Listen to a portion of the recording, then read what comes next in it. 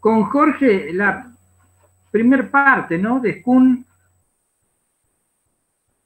aparte que dio bueno, lo último de Popper que yo no había alcanzado a dar. ¿Está bien?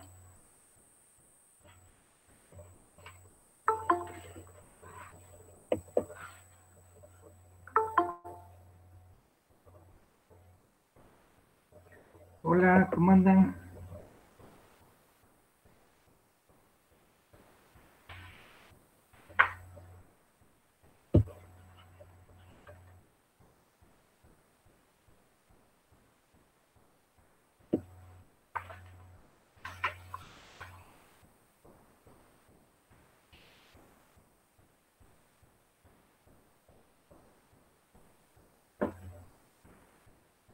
¿Van bien con Kuhn? ¿Tienen alguna pregunta antes de que empecemos?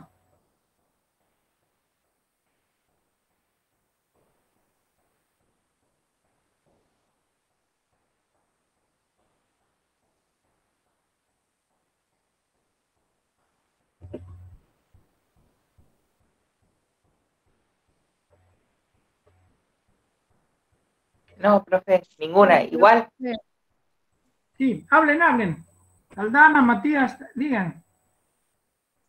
Yo no tengo una consulta de Kuhn, pero tenía otra consulta sobre el segundo parcial. Ah, bueno, ¿cuál es? Sí, dale. Bueno, lo del trilema no es muy fácil, en realidad es bastante difícil. Si querés, preguntame. Si no, por ahí, yo lo que pensaba es ciertos temas, pero el problema nuestro es el tiempo. Por ejemplo, tratar de hacer 15 minutos explicando eso. 15 minutos es poco, digamos, pero por lo menos para agarrar lo principal. ¿Qué era, Aldana, la otra pregunta? Sí. En el segundo parcial, ¿hasta qué contenido sería Lácatos, no? Hasta la punta 14, puede ser. Sí. Escuchen, miren que ya estamos en los días finales, porque el jueves y viernes es el segundo parcial. O sea que la clase del viernes no la vamos a tener. Tendríamos que estamos pensando a ver cómo hacemos, porque Lácatos hay que verla, ¿no? Ahora, hasta ahí. Después para el final se incorpora un tema más que es sobre la explicación. Y sobre los modelos de explicación, la idea es o convocarlos otro día después del examen para que vean ese punto, o hacer uno o dos videos y explicarlo ahí para que lo vean cuando quieran, como para no dejarlos solos. Igual es un tema que más o menos se puede leer. No es tan difícil como Popper, así no es tan denso, pero por ahí nos gustaría que tuvieran algún otro tipo de apoyo, ¿no? De nuestra parte, no sé, por lo menos un videíto, algo así. Estamos pensando, porque el tiempo también nos falta a nosotros.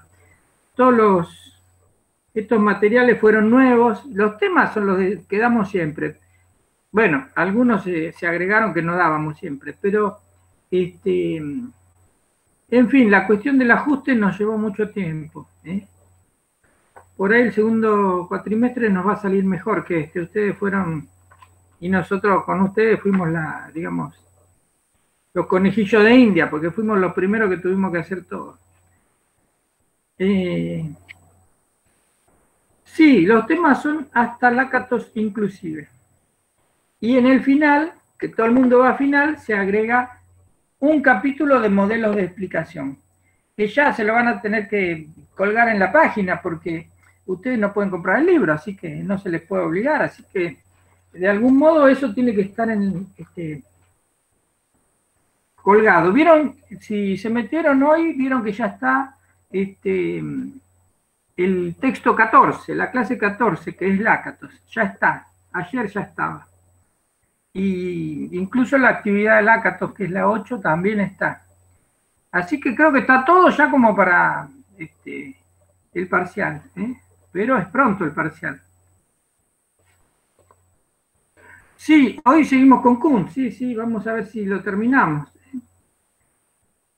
¿Tienen alguna pregunta de Kuhn?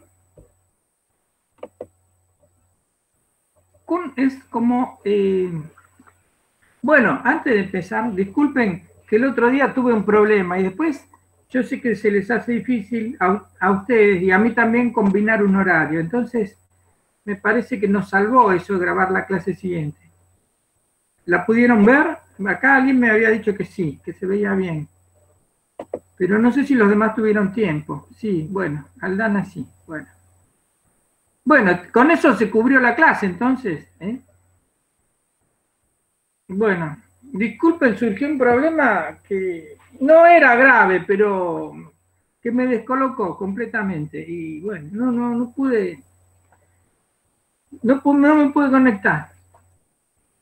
Bueno, vamos a empezar, si les parece, con Kuhn. Ustedes ya empezaron, Kuhn. ¿No quieren preguntar nada? Ustedes vieron con Jorge una de las 3 etapas de Kuhn. La etapa en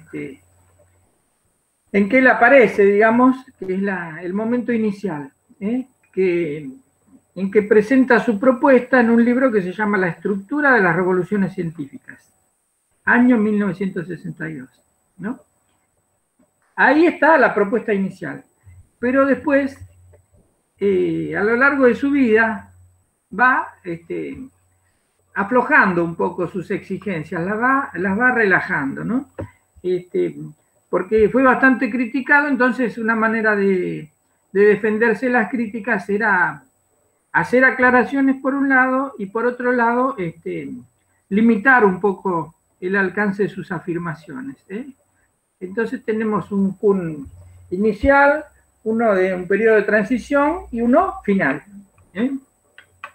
Es raro que un pensador durante muchos años mantenga siempre las mismas ideas. Es raro. ¿Ustedes escuchan bien? Ahí, como siempre, el volumen. ¿Sí? ¿Se escucha? Bueno. Sí. Bueno, no, pregunto porque la máquina me pidió una actualización y después de esa actualización, que fue anoche, tuve algunos problemas. Por ejemplo, que no pude imprimir. Y bueno, pero por eso está más lenta que antes. Yo pensé que iba a andar mejor, pero bueno. Hola. Entonces, sobre ese Kuhn, no hay... ¿Todo les pareció que está claro? Kuhn hace como una descripción sobre la base, sobre todo de las disciplinas que él estudió más, que son la física y la astronomía, hace una propuesta sobre el funcionamiento de las ciencias, las disciplinas. Y bueno, considera que tienen una serie de etapas. Esa es la propuesta base. Una etapa de presciencia, donde no hay paradigma. ¿Se tilda? A Aldana se le tilda, a ustedes espero que no.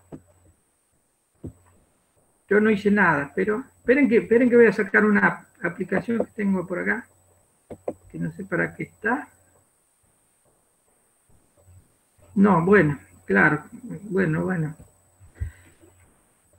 Entonces está eso que propuso, ¿no? Que primero hay una situación de presciencia en que no hay paradigma, que están investigando cierto sector de la realidad que ni siquiera tienen muy bien definido, no saben cómo abordarlo, etc. Esa etapa se llama presciencia. Pero la ciencia normal empieza cuando hay un acuerdo, un consenso, él lo llama consenso, entre todos. Ahí con ese consenso surge la comunidad científica y se ponen de acuerdo en un paradigma. Son todas palabras técnicas de él, ¿no? De su propuesta. Y el paradigma dio muchas definiciones, lo criticaron justamente porque si una cosa fuese muy clara no habría que dar muchas definiciones, con una hubiera alcanzado. Pero el paradigma es el conjunto de cosas que hay que saber para ser aceptado como miembro de una comunidad científica en un periodo determinado, histórico. Lo que muestra Kuhn es que la mayor parte del tiempo hay ciencia normal. ¿Qué se hace en la ciencia normal? Bueno, siguiendo lo que se sabe, siguiendo lo que ese paradigma sostiene, porque un paradigma no es solo la teoría, sino los modos de resolver problemas, los problemas que son aceptados, porque hay problemas que el paradigma puede rechazar, considerar, por ejemplo, que son de otra disciplina. Puede incluir valores también, en fin, un montón de... El conjunto de cosas que hay que aceptar para ser un científico en un periodo histórico determinado y en una disciplina. Acá no estamos hablando de ciencia en general, estamos hablando de disciplinas, o la física, o la química, o lo que sea. Lo estoy simplificando un poco, pero para ir a la etapa de intermedia. ¿Qué más podemos decir? Bueno, entonces, lo que hace la ciencia normal es resolver enigmas, problemas, algo que ocurre y no se sabe cómo compatibilizarlo con lo que dice el paradigma. Entonces los científicos se ponen a trabajar en eso. La ciencia normal consiste en resolver enigmas. Por eso para Kuhn el científico no es alguien del que tenemos que exigir gran imaginación. No, en todo caso, la imaginación tiene que tener un objetivo muy preciso, que es lograr, con lo que el paradigma sostiene, explicar todo lo que ocurre. Es un trabajo de ajuste. Todo eso que aparentemente se resiste al paradigma, hay que mostrar que el paradigma lo puede explicar, ¿no? Y eso es lo que hacen los científicos. O sea, estamos en un periodo en que el progreso se puede expresar de una manera acumulativa. A medida que pasa el tiempo, un paradigma se acumula conocimiento, se perfecciona, explica más cosas, incorpora nuevos hechos. Esa es la tarea normal de un científico. Si un científico no puede explicar algo, se considera que el problema es de él, no del paradigma. Todo dato que aparentemente está en contra del paradigma es un problema a resolver, no es una refutación. Acá no estamos hablando de refutaciones. Un paradigma no se refuta. Un paradigma se usa para explicar lo que ocurre. Y si no podés, el problema fue tuyo. ¿Por qué? Porque lo que se piensa es que el paradigma se piensa es capaz de explicar lo que ocurre, ¿no? Es eficaz, tiene capacidad explicativa. Todos los científicos, todos los integrantes de la comunidad científica tienen confianza en ese poder explicativo. A esa confianza él la va a llamar a veces fe, por lo que va a ser criticado, pero bueno, él dice, esto es como una fe, es confianza, si quieren llamarlo, pero ¿qué es lo que pasa? Que a medida que va pasando el tiempo, algunos problemas quizá queden sin explicar, se formen muchos grupos que están tratando de resolver ese problema, es grave, afecta a los fundamentos del paradigma, nunca se lo resuelve de un modo satisfactorio. Eso ya no se van a llamar enigmas. Enigmas son problemas en general. Kuhn a eso lo llama anomalías. La anomalía es grave. Bueno, la acumulación de anomalías puede llevar al paradigma a la crisis. La crisis la notamos porque un grupo de científicos pierden esa confianza que tenían en el paradigma y empiezan a intentar solucionar ese problema que nunca se pudo hasta ahora explicar bien, pero por vías que el paradigma no autorizaba. O sea, están trabajando como esquivando al paradigma. Eso muestra que hay una crisis. Es un poco psicológico el asunto, porque hay algunos que perdieron la fe en el paradigma. Entonces, en esos momentos aparece una nueva propuesta que no tiene mucho que ver con el paradigma, que es incompatible. Incompatible quiere decir que las dos no pueden ser verdaderas. Si una es verdadera, la otra es falsa. No se pueden amigar, no pueden fundirse. No es algo integrable. Por ejemplo, existía la teoría de que la Tierra estaba en el centro del universo y eso llevó a una serie de anomalías, y entonces se propone otro paradigma, que el que está en el centro del universo es el Sol y otra serie de cambios, ¿no? Pero eso era como el más conmovedor, el central, digamos. Ese paradigma surge como reemplazo para el otro. Y ese es el paradigma revolucionario. ¿Qué hacemos? Hay dos paradigmas. No es normal que haya dos paradigmas, tiene que haber uno solo. Ciencia normal es que todo el mundo acepta un paradigma por consenso. Acá apareció otro, entonces hay que decidir. Anomalías son problemas graves de difícil solución que se resisten a ser solucionados de un modo satisfactorio. O sea, decimos anomalía cuando pensamos que tiene una gravedad especial ese problema. No es un problema común. Porque los científicos normalmente confían en que los problemas que aparezcan se van a resolver usando el paradigma. Y de hecho es lo que pasa casi siempre. Pero si quedan sin resolver durante mucho tiempo, Kuhn los va a llamar anomalía. Un científico no se da cuenta que está frente a un enigma o una anomalía. Un científico lo que ve es que hay un problema para resolver, nada más. Pero si ese problema hace 500 años se está tratando de resolver y nadie pudo, empieza a ser grave. Bueno, entonces, la revolución científica es el cambio de un paradigma por otro. No pueden, como no pueden los dos tener razón, porque o la Tierra está en el centro del universo o está el Sol. Había que elegir. No pueden los dos tener razón. Entonces, se hace una discusión difícil de resolver porque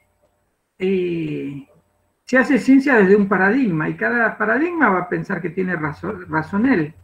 No se hace ciencia desde fuera de un paradigma, ¿no?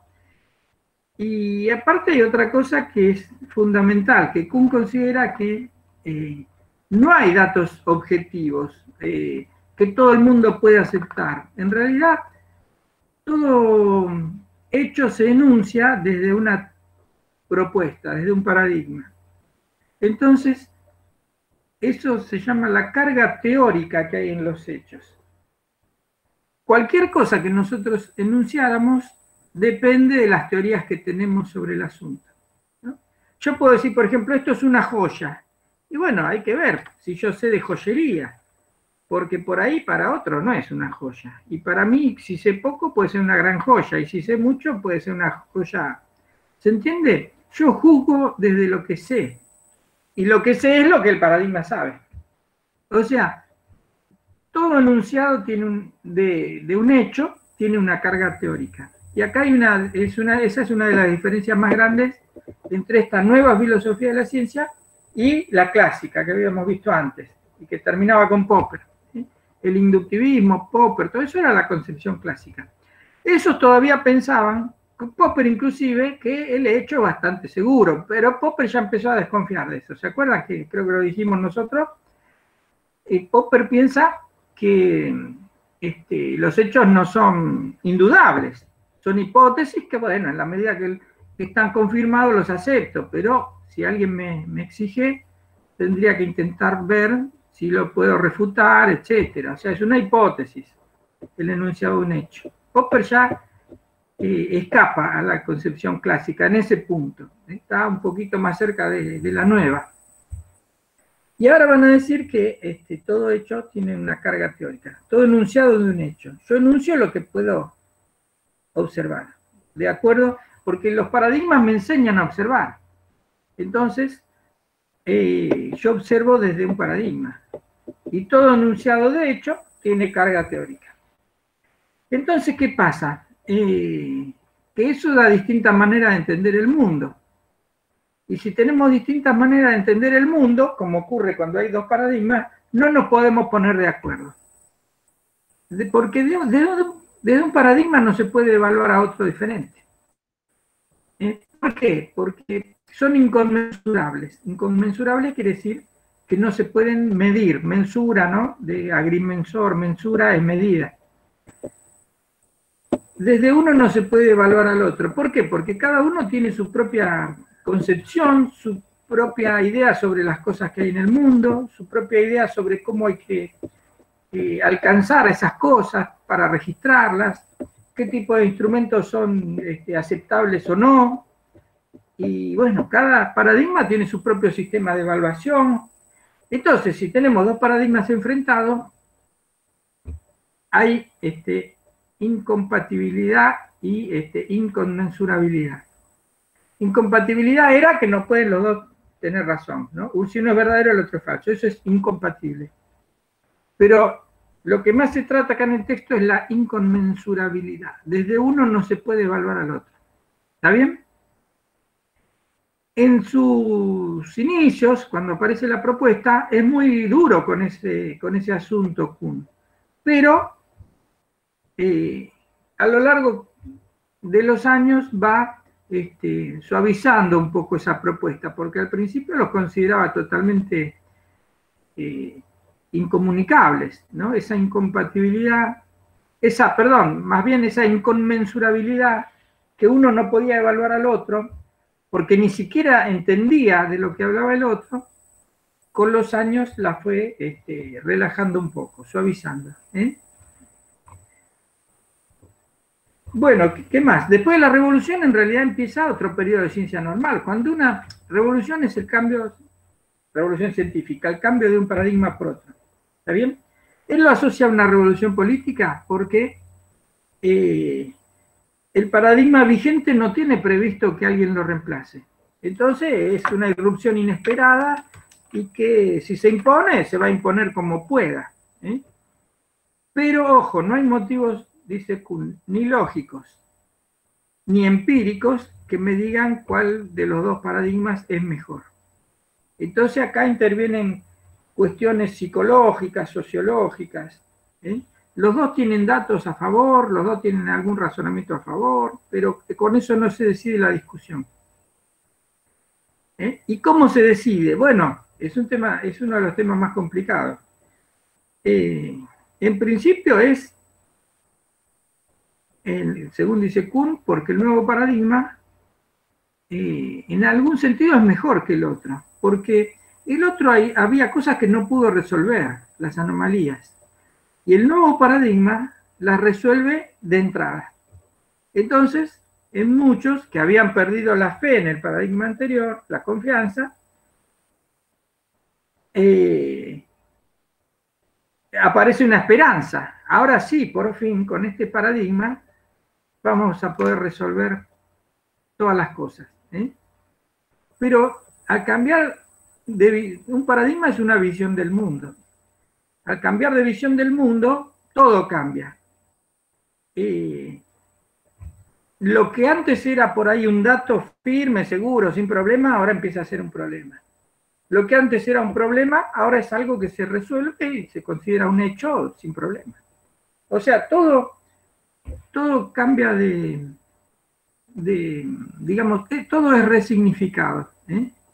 Por ejemplo, uno podría decir, bueno, pero por más que cambie la astronomía, la luna está ahí arriba y nos alumbra y cambia la forma a lo largo de los días, bueno. Pero la luna es entendida de otra manera. Es otra cosa. Para la vieja astronomía, la luna era un planeta, porque giraba alrededor de la Tierra, como se suponía que también giraban Marte, Júpiter, todos giraban alrededor de la Tierra. Eran planetas, la luna también. Cuando se saca a la Tierra del centro y se pone el Sol, bueno, la luna siguió girando alrededor nuestro, pero ya no la podemos llamar planeta. Ahora se llama satélite de un planeta que somos nosotros. ¿Ven? O sea, la luna, sí, la luna, pero ¿qué es la luna? Cambia la significación. Y la idea de Kuhn es que todo cambia, todo se altera. De alguna manera todo se altera. Es una nueva visión del mundo, otro paradigma. Por eso es tan difícil entender lo que dice el otro. Él cree, al principio, que es imposible, prácticamente imposible que se puedan entender. La única solución es convencerte y que te pases de un bando al otro. Del viejo paradigma te tienen que convencer para que te pases al nuevo. Los dos tienen datos a favor, los dos tienen Los dos son en cierto sentido buenos, pero son buenos porque explican cosas, pero el nuevo explica más que el otro, por lo menos es la expectativa inicial. De entrada explicó lo que el otro no pudo después de muchos siglos por ahí. Estuvo muchos siglos la astronomía tratando ciertos temas y no lo podía explicar. Y Copérnico lo explica de entrada. Claro, les quedaba a Copérnico un montón de problemas por resolver, que por ahí la vieja astronomía tenía resuelto. Pero la idea es la siguiente, que con este nuevo paradigma, ¿ven? Hay como un nuevo consenso con la revolución científica. Se abandona un paradigma y el consenso se tiene que depositar en otro, porque la ciencia normal se hace sobre la base de un paradigma. Un paradigma.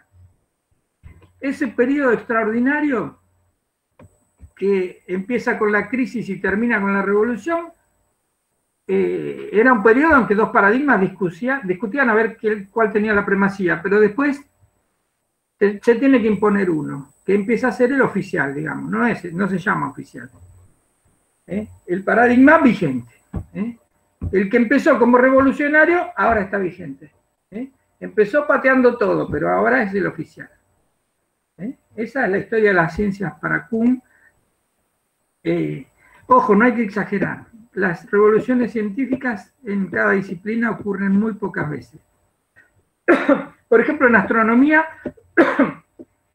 que es una ciencia a la que le podemos calcular 25 siglos, o más, pero bueno, para no ser tan generoso, 25 siglos de astronomía es un largo tiempo. Ahora, no es que hubo revoluciones científicas a cada rato, no. Del siglo V a.C. hasta el siglo XVI, o sea, 21 siglos, no hubo cambios, o sea, fue ciencia normal. O sea, cambios dentro del paradigma sí, pero no cambios de paradigma. Hubo ciencia normal durante 21 siglos. Empieza una crisis en el siglo XVI, que a ver, las crisis no se resuelven enseguida, tardan un tiempo, porque hay que convencerlos a todos de que el paradigma nuevo es mejor. Tardan décadas las revoluciones científicas, pero en algún momento ocurre el traspaso total. Ya no queda ningún científico que piense que la Tierra es el centro del universo. En ese momento. Bueno, hubo una revolución científica. ¿Está bien? Todo el mundo cree otras cosas. Tiene un nuevo paradigma. ¿No? ¿Está bien? Esa es la parte clásica de Kuhn. Después de ese paradigma, con el tiempo es probable que vaya creciendo, acumulando enigmas, que resuelva enigmas. Lo normal es resolverlo, los enigmas, pero si algunos se resisten mucho tiempo, se pueden transformar en anomalías, y eso puede llevar a otra crisis. Ahora, les decía, en astronomía, bueno, podemos pensar que hubo una revolución científica entre el siglo XVII y Newton, que con Newton ya nadie pensaba otra cosa. Hubo una revolución científica. Y después podemos pensar, quizá, que hubo otra revolución científica en astronomía a principios del XX, donde se empezó a pensar otras cosas sobre el universo. Punto. En 25 siglos de astronomía hubo 2 revoluciones científicas solas. Nada más. No es algo que pasa todos los días, porque uno por ahí piensa, bueno, antes te tenían que hacer una cirugía de apéndice y te hacían un tajo de 15 centímetros. Y ahora te operan y te hacen 3 agujeritos que después apenas se ven, no queda cicatriz, te operan poniéndote unas cositas, pero eso no es una revolución científica, porque, o sea, es un gran adelanto, sí, de la técnica, de todo lo que vos quieras, pero las bases de la medicina no se cambiaron en los últimos 100, 200 años. No, quizá no habría que ser tan generoso, pero, bueno, digamos 50 años. No sé, habría que pensar cómo es la historia de la medicina para pensarla como irrupción de ciertas revoluciones científicas, ¿no? Pero yo incluso diría que en los últimos 100 años, no sé hasta qué punto podemos hablar de una revolución en medicina. Como en biología. En biología, Mendel, que fue un sacerdote que hacía pruebas con arvejas, no sé si alguna vez lo vieron, empezó a pensar cómo eran las leyes de la herencia. No me acuerdo, creo que fue el siglo XIX, ¿no? Y no sé si antes. Bueno, digamos que fue el siglo XIX, no me acuerdo. Pero eso que dijo él sobre la herencia, que cambió una concepción que había anterior, hasta ahora nadie lo removió, eso quedó ahí. Ahora sabemos del ADN y las cadenas y todo eso, pero nada de eso desmintió las leyes de la herencia de Mendel. Entonces se sigue acumulando sobre aquello que Mendel originalmente planteó. No hubo, pese a todo, pese a ahora que ahora se puede, ¿vieron? Ahora se hace ingeniería genética, bueno, pero todo fue acumulativo. La ciencia normal opera por acumulación, sin cambiar las bases estructurales del paradigma. Sobre un mismo paradigma, lo va perfeccionando, va agregando cosas. Todo bien. El tema es que en la medida en que no se reemplace el paradigma por otro, estamos en ciencia normal. Porque pueden aparecer teorías que una ciencia normal incorpore. ¿Por qué los puede incorporar? Porque son compatibles.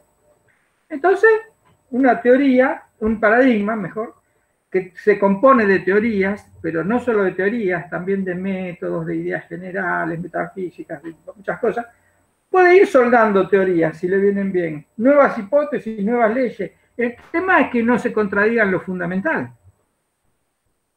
La astronomía antigua también había progresado mucho, pero sobre bases inconmovibles. Por ejemplo, que el Sol estaba en el centro, que las órbitas eran circulares, que los movimientos de los planetas eran perfectos, y en fin, una serie de cosas que nunca se habían puesto en duda, que todos los planetas giraban en círculo. Eso era el paradigma, y que eso había que pensarlo usando cálculos y usando figuras geométricas. Eso era el paradigma. ¿Qué problemas hay? ¿Cómo se van a resolver? Todo eso me lo enseña el paradigma. Bueno, fíjense que la idea de paradigma de Kuhn es mucho más amplia que la idea de teorías. La unidad de análisis, la unidad para pensar de él son los paradigmas, no las teorías, no las hipótesis, como para la concepción clásica. Bueno, ¿cómo lo ven esto? Hay un tema complicado, estamos repasando en realidad lo de la clase anterior, ¿no? Esperen que me estoy atrasando un poco ya. ¿Vamos bien? Profe. Sí, ¿qué? Pregunten. ¿Sí? Bueno. Ah, es fácil. Bueno, sí, hasta ahora sí. No es muy complicado, pero bueno, es un poco de cosas de detalle, ¿no? Que vienen ahora. Escuchen, la idea del progreso es importante tenerla más o menos presente. En este Kuhn inicial, no se olviden que tiene varias ideas sobre el progreso. Él cree que, por ejemplo, dentro de la ciencia normal, el progreso puede ser por acumulación. Pero después, la revolución científica también es un progreso, pero no es acumulativo, es por ruptura. O sea, también hay progreso por ruptura cuando vienen las revoluciones. Y además, tercera idea sobre el progreso, que no podemos estar seguros de que el progreso se esté realizando hacia la verdad, porque no tenemos seguridad de dónde está la verdad. Es mejor que el otro, porque puede resolver anomalías que el otro no pudo. Evolutivamente es mejor. No decimos que una especie que reemplazó a otra es más verdadera que la otra, es más adaptada. Un nuevo paradigma es así, es más adaptado a las nuevas situaciones que fueron apareciendo, y el otro no las resolvió, y este sí, entonces es más adaptado. Él va evolucionando hacia eso, hacia una idea de que un paradigma es mejor en un sentido casi evolutivo, ¿no? Va evolucionando hacia esa idea. Bueno, vamos al periodo intermedio de transición. empieza en el mismo año, bueno, la estructura del 62. En el 69, cuando tiene que hacer una reedición, hace una postdata, una postdata de un montón de páginas, ¿no? Y ahí empieza a suavizar un poco algunas ideas, sobre todo la idea de la inconmensurabilidad, que era la más complicada.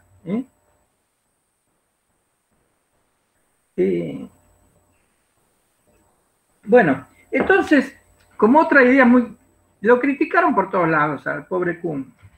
Por ejemplo, lo criticaron de ser irracionalista, relativista, y él se tenía que defender.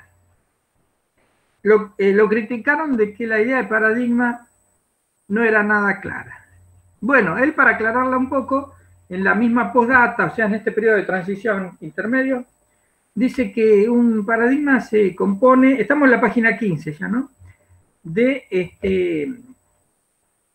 Por un lado, los ejemplares o ejemplos que el paradigma toma como fuentes de inspiración, ¿no? Eso por un lado, pero más a nivel general, un paradigma es una matriz disciplinar. Matriz disciplinar y ejemplos del paradigma, ejemplares. La matriz disciplinar, ¿qué es? Y bueno, es el conjunto de asunciones, de cosas que adopta el que se incorpora a un paradigma, lo que hay que aceptar. Y ahí hay varios tipos de cosas que hay que aceptar en esa matriz, en ese molde disciplinario, matriz se llama. Uno es, bueno, la parte de axiomas, sí, eso sería una parte. La parte de, sí, son cosas que hay que aceptar. Por ejemplo, la parte de tipo axiomas serían lo que él llama las generalizaciones simbólicas. Pero axiomas no como en matemáticas, porque en matemáticas vos das un axioma y nadie te lo puede discutir. Bueno, en cierto sentido acá tampoco, si está dentro de un paradigma lo puedes discutir, pero estamos hablando de, la propuesta de él está pensando en las ciencias naturales sobre todo, no en ciencias matemáticas, que ahí sería otro asunto, las ciencias formales serían diferentes. Acá estamos hablando de ciencias naturales, Las generalizaciones simbólicas, ¿qué son? Y son las grandes leyes organizadoras que son como los principios de esa disciplina. Se pueden expresar o en lenguaje natural o mediante fórmulas. Es muy propio de la ciencia dar fórmulas sobre las cosas que dice. Por ejemplo, vos decís densidad y haces la letra, que es una letra griega, ¿no? Delta. Densidad es igual masa sobre volumen. Eso es una generalización simbólica. Está expresadas en símbolos o no. Son como las leyes que forman ese paradigma. Todo gas que se expande bruscamente se enfría, ese tipo de cosas. Todos los átomos, en fin, algo que digamos sobre los átomos, todos los átomos pueden desintegrarse si la energía, ¿verdad? Esas son grandes leyes reguladoras de nuestra disciplina. ¿Para qué sirven? Y para mucho, porque son las que te orientan en la vida científica, te orientan en tu investigación, te permiten comprender lo que ocurre, explicar lo que ocurre, predecir cosas que van a pasar, ¿no? ¿Está bien? Todo eso, después de una revolución científica, va a cambiar. Esas generalizaciones simbólicas están siempre en un paradigma, pero si viene otro paradigma y te tira abajo, te caes con todas tus generalizaciones simbólicas y lo demás. Otro componente de la matriz disciplinar son los compromisos metafísicos. Bueno, esos son compromisos que no son estrictamente... ahí es un poco delicado el asunto, pero son compromisos muy fuertes que vos tenés sobre, por ejemplo, qué tipo de entidades componen el mundo. ¿Qué tipo de cosas podemos nosotros llegar a conocer del mundo? Porque por ahí tenemos la idea de que hay cosas que pueden existir, pero no las podemos conocer. Entonces, todos esos compromisos, ¿no? Que no son decidibles por una vía empírica, no son decidibles por observaciones, podemos considerarlos en esa categoría, como compromisos metafísicos. Por ejemplo, pensar que los átomos se golpean como bolas de billar, no son bolas de billar, pero es como una metáfora que te organiza la visión, no es una afirmación científica, ¿no? Por ejemplo, si vos pensás que todo lo que existe tiene una causa, no es algo que puedas demostrar con observaciones. ¿Cómo puedes demostrar que hay cosas que ocurren sin causa? No lo puedes demostrar, no lo puedes contrastar, pero te inspira. Vos pensás que todo tiene una causa. Y bueno, entonces, si el paradigma piensa eso, es parte del paradigma. Un paradigma puede pensar otra cosa. Puede pensar que hay cosas que ocurren sin causa por azar. Hay cosas que existen y ocurren por azar. Ocurrió, no había una causa. Bueno, eso, si lo aceptás, es parte del paradigma. Y esas serían compromisos metafísicos. Aceptar el azar o aceptar que todo tiene una causa.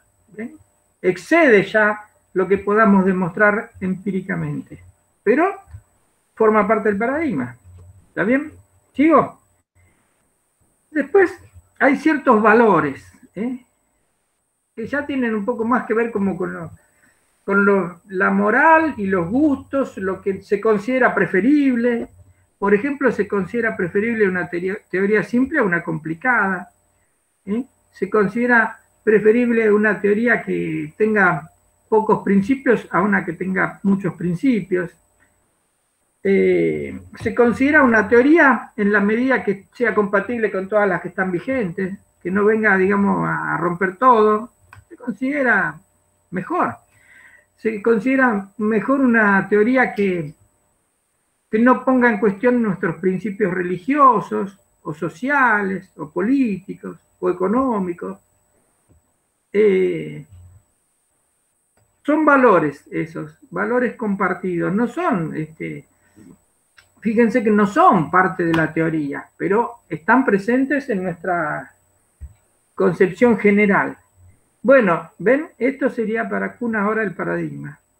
Esa suma de principios teóricos, afirmaciones, generalizaciones abstractas, los valores, las aceptaciones metafísicas, todo eso hace el paquete de los paradigmas. Y aparte, a veces lo pone aparte, a veces lo pone como otro componente más, tenemos los ejemplos. ¿Qué es eso, los ejemplos, los ejemplares compartidos, los ejemplares paradigmáticos? Eso es que todo paradigma considera que hay ciertos hechos de su propia historia que fueron muy exitosos. Por ejemplo, cómo hizo Pasteur para inventar una vacuna, o cómo descubrieron los médicos modernos el principio de la inmunidad, o cómo descubrieron, qué sé yo, que la sangre circulaba por el organismo, cosa que hasta 1600 no se sabía. O sea, hay ejemplos que son como los grandes ejemplos ilustrativos que son inspiradores para todos los científicos del paradigma. Incluso esos ejemplos que se ponen en los manuales, ¿cómo hago yo para resolver un caso usando estas leyes? Todo eso son todas fuentes de inspiración para que el científico, en el futuro, por analogía, por imitación de lo que hicieron otros grandes, se inspire y haga lo suyo y resuelva sus problemas que le aparezcan en el futuro, ¿no? Es como los casos ejemplares inspiradores para la conducta futura, porque los científicos que están trabajando tienen que resolver nuevos problemas. ¿Y cómo van a ser? Una fuente de inspiración son esos ejemplos, ¿no? Pero no solamente pensando en los grandes científicos que hicieron grandes cosas, sino en cómo te enseñaron a vos que se resuelve cómo podés calcular la presión de un gas según el volumen y la temperatura. Lo tenés que hacer vos ahora. Pero ¿cómo lo hicieron los otros? Y bueno, ahí te vas a inspirar. ¿No? ¿Se entiende? Esos son los ejemplos.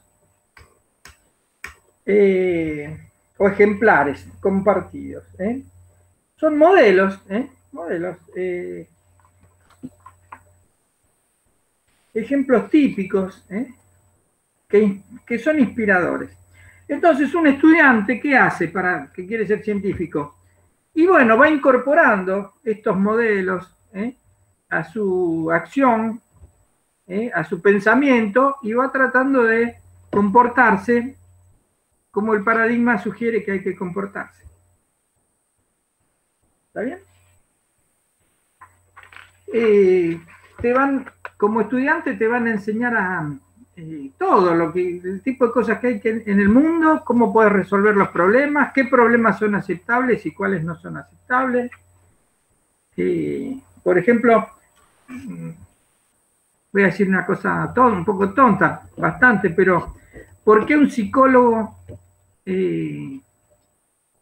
no se ocupa, por ejemplo, en investigar el carácter de Géminis o de Tauro? No son problemas para él. No son problemas. Como problema está rechazado eso. No se tiene que ocupar de eso. No hay ejemplos en la historia de la psicología que te indique que te tenés que ocupar de ese tipo de cosas. No es una categoría de la psicología, la categoría Géminis, Tauro, Sagitario. No existe. Entonces no te ocupas. No podés percibir una personalidad tratando de categorizarla en su signo.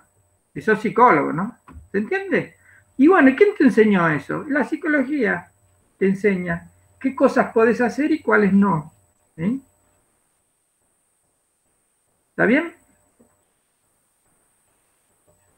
Bueno, ¿qué es entonces la ciencia? ¿Qué hace la ciencia para Kuhn?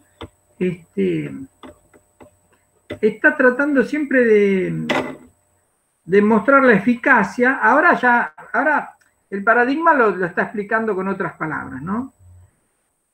Pero el paradigma lo que trata de mostrar es la eficacia de estas otras cosas en que él explica el paradigma, o sea, las generalizaciones simbólicas y todo lo demás, ¿no? Lo que hace el científico es tratar de mostrar que eso es eficaz, que eso sirve, que eso explica lo que ocurre. Y cuando aparece un problema, intenta mostrar que el problema no escapa a lo que está previsto por todo eso que él aprendió, las generalizaciones simbólicas, los ejemplos, ¿no? Los compromisos metafísicos, o sea, mostrar, ahora más que, él sigue usando paradigma, pero empieza a usar matriz disciplinar, más bien. Bueno, tiene que mostrar que la matriz disciplinar funciona. Por eso, para Kuhn, el trabajo del científico es sobre todo, para Kuhn es importante la tradición. Ser científico es incorporarse a una tradición científica. El científico no es un gran innovador que quiere demoler todo y tirarlo abajo, como Kuhn, como Popper, por ejemplo. Popper decía, bueno, me dan una hipótesis y voy a tratar de refutarla. No, para Kuhn no es así. Para Kuhn lo que muestra la historia es que los científicos intentan lo contrario, intentan mostrar que el saber vigente funciona. Entonces, en ese sentido, son un poco más conservadores. Su creatividad tiene que estar puesta justamente en mostrar la eficacia de lo que ya se conoce. Ese es el trabajo de un científico. Los científicos tienen confianza en que la matriz disciplinar, como lo llama ahora, va a ser capaz de explicar todo lo que ocurre. El problema es que nunca un paradigma o una matriz disciplinar explicó todo lo que ocurre. Jamás. Siempre hay problemas pendientes de resolución. Y bueno, si no se terminaría el trabajo de los científicos. Si no hay ningún problema, ¿de qué van a trabajar? Los científicos tienen que resolver los nuevos problemas que aparecen. ¿Cómo? Usando la matriz disciplinar. ¿Está bien? Ahora, si hay algo que se resiste durante mucho tiempo, etcétera, eso puede llevar con el tiempo, y no solo una anomalía, muchas anomalías acumuladas, pueden llevar a una crisis. Pero es normal que en ciencia haya problemas, haya cosas por resolver. Es normal. Siempre va a haber cosas por resolver. Y en eso están trabajando los científicos, en resolver esas cosas. La mayoría de las cosas se van a resolver usando el paradigma. Perdonen que por ahí me pongo un poco insistente, pero eso es la ciencia normal, resolver los problemas que van apareciendo usando lo que ya se sabe. También se pueden, no quiere decir que el paradigma es algo ya intocable, no, el paradigma se puede perfeccionar, se pueden agregar leyes, hipótesis, nuevas teorías, en la medida en que no se afecten los fundamentos, ¿no? Un paradigma está en expansión con el tiempo. Cada vez parece que fuera más completo, mejor, más explicativo, pero en algún momento podemos pensar que se va a encontrar con sus límites. En algún momento probablemente haya algo que no lo pueda explicar y eso lleva a la crisis y a la revolución, a la propuesta de nuevo paradigma y reemplazo, ¿no? Bueno, ¿por qué lo acusan de relativista? Porque el problema es que la ciencia no tendría una base empírica indiscutible, objetiva, que todo el mundo estuviera de acuerdo. ¿Por qué? Por la tesis que él tiene de que hay carga teórica en las observaciones que hacemos.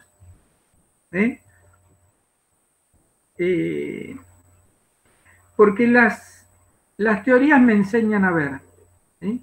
Yo hablé, creo, con ustedes del doctor Semmelweis, ¿no? Que pensó en la fiebre puerperal, algo creo que le dije. Por ejemplo, hasta Semmelweis nadie vio que pasar de la morgue a la sala de maternidad era algo peligroso. ¿Por qué? Porque ninguna teoría les anticipaba eso, nadie se los enseñó a ver. Entonces, cuando aparece Semmelweis tiene una teoría que hace aparecer a la materia cadavérica como peligrosa. Y ahí se empieza a ver la peligrosidad. Si no, no se veía, ¿no? Las teorías nos enseñan, son como... nos ponen en cierto sentido en otra... o sea, si estamos frente a un nuevo paradigma, lo que me está mostrando es directamente un nuevo modo de concebir las cosas. ¿Ah? Por ejemplo, si vos pensás que el Sol está en el centro del universo y la Tierra se mueve alrededor, es otra manera de ver todo. Si vos pensás que la materia es compacta o pensás que está compuesta de átomos y vacíos, es otra manera. Un paradigma es una manera de ver el mundo completa. Por lo tanto, si estás en otro paradigma, lo ves diferente, ¿no? Y no hay cómo llegar a un arreglo. A menos que te pases de paradigma, lo vas a ver como dice tu paradigma. Es un ejemplo un poco fuera de lugar, pero si ustedes, por ejemplo, pusieran a evaluar a un industrial, maderero y a un ecologista, ¿no? Lo ponen a mirar un monte, van a ver cosas diferentes. El industrial va a pensar que eso es una señal del abandono de la provincia, porque nadie intervino en esa tierra nunca. Pensará que hay un montón de madera, pensará que es un lugar donde la soja se puede dar, pensará en hacer plata y en destruir eso que por ahí es una selva virgen. En cambio, el ecologista va a ver una selva virgen, va a pensar que es una suerte que nadie entró ahí, va a pensar que eso hay que buscar la forma de protegerlo. ¿Y cómo podés convencer a uno usando los valores del otro? No hay forma. O sea, al maderero la única forma que que podés hacerlo pensar de otra manera es haciéndolo un poco ecologista. Si no, no, va a ver lo de él. Y al otro, la única forma de que vea que hay que tirar eso abajo es haciéndolo, qué sé yo, industrial. Son formas incompatibles, no hay como... si hay dos paradigmas es porque no pueden ser los dos verdaderos. Y desde uno se ven las cosas de una manera distinta a las que las ve el otro y no hay arreglo, no puede haber arreglo. O las ves de una forma o las ves de la otra forma. Bueno,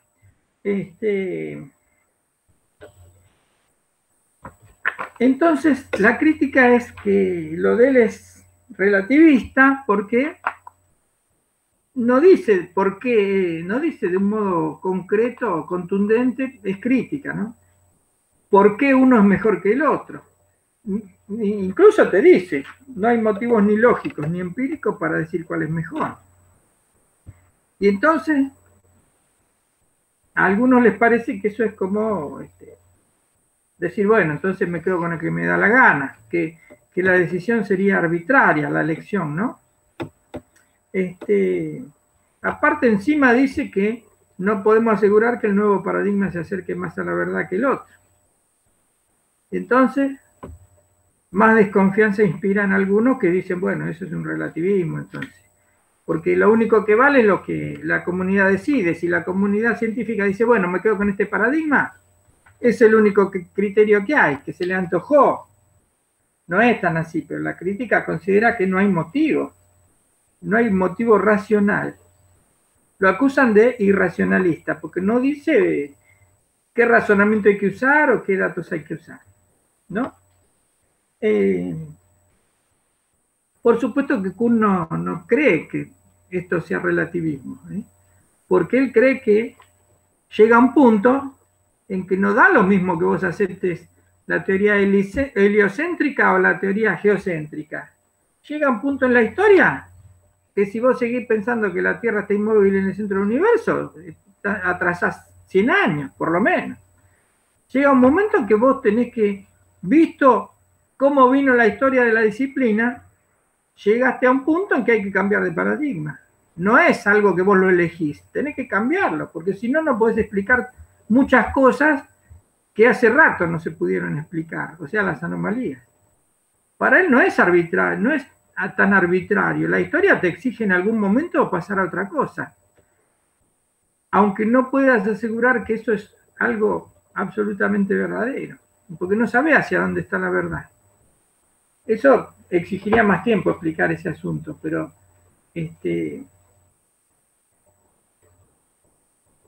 la idea de él es que, si piénsenlo como una especie, no decimos que una especie es más verdadera que la anterior, que fue desplazada y desapareció la Tierra.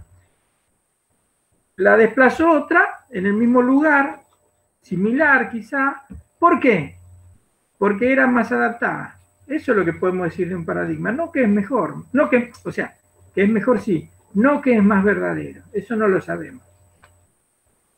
Y eso lo dice porque muchas veces porque un paradigma no se refuta, se abandona.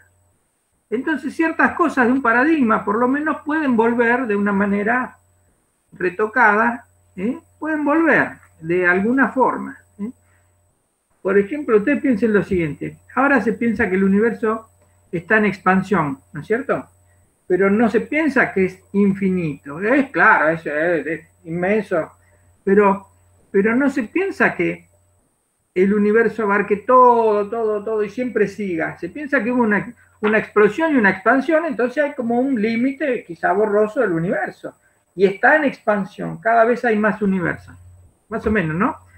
En algún momento se pensó que el mundo era limitado. Después, con la nueva astronomía, se empezó a pensar que el mundo era ilimitado. Y nosotros estamos formados en esa idea de que el mundo es ilimitado, que nunca termina. Pero hoy se piensa que el mundo, el universo, es limitado. ¿Quién tendrá razón? No sabemos. ¿Ven? La historia continúa. Esa es un poco la idea de Kuhn. No sabemos. Ahora están pensando que es limitado, claro, inmensamente más grande que el que pensaban en la antigüedad, en la Edad Media, inmensamente más grande. no entraban los cálculos de ellos que fuera tan grande, pero hoy pensamos una idea que era de la antigüedad, que en algún momento el universo se termina. Bueno, igual está en discusión. Hay algunos que dicen que no se termina. No están todos de acuerdo en este momento. Pero eso es una hipótesis. Hay que ver cómo es el conjunto, porque un paradigma no es una hipótesis, es un gran conjunto. Quizás hay flancos que están discutidos, pero hay que ver si se acepta el conjunto. Por ejemplo, el conjunto podría ser la teoría del Big Bang y las anexas, ¿no? Bueno, él hace dos analogías respecto a la revolución científica. Por un lado, dice que desde el punto de vista social es como una revolución política, porque se desplaza a lo anterior no tenía previsto que se lo reemplazara, o sea que hay cierta violencia ahí. No hay un recambio institucional. No es que un paradigma dice, bueno, dentro de 100 años hacemos una elección a ver quién gana. No hay elección. El paradigma se instala con la pretensión de valer siempre. Entonces, la irrupción del nuevo es en cierto modo violenta y para desplazarlo. No es que cuelgan a los científicos por la calle, pero hay cierta violencia. No estaba previsto todo eso. Esa es una analogía, la revolución política. Y otra es la conversión religiosa. ¿Sí? Porque para una persona, desde el punto de vista personal, vos tenías confianza en un paradigma, fe, y de repente la perdiste, y después vas y se la depositas en otro paradigma. Como una conversión religiosa, como si hubieras cambiado de iglesia, ¿no? No estamos hablando de iglesia, estamos hablando de paradigmas. Vos le quitaste la fe a un paradigma y se la pusiste a otro. Desde el punto de vista personal sería una cosa así, la que pasa. Bueno, más pie le dio a algunos para decir entonces acá no hay racionalidad. Vos lo hacés no podés decir, dar ni argumentos de otro tipo, más que la fe, la confianza. Bueno, lo que pasa es que Kuhn cree estar señalando lo que pasa a nivel histórico, ¿no? Él no está diciendo lo que deben hacer los científicos. Esto no es una prescripción. Él considera que está mostrando lo que ocurre.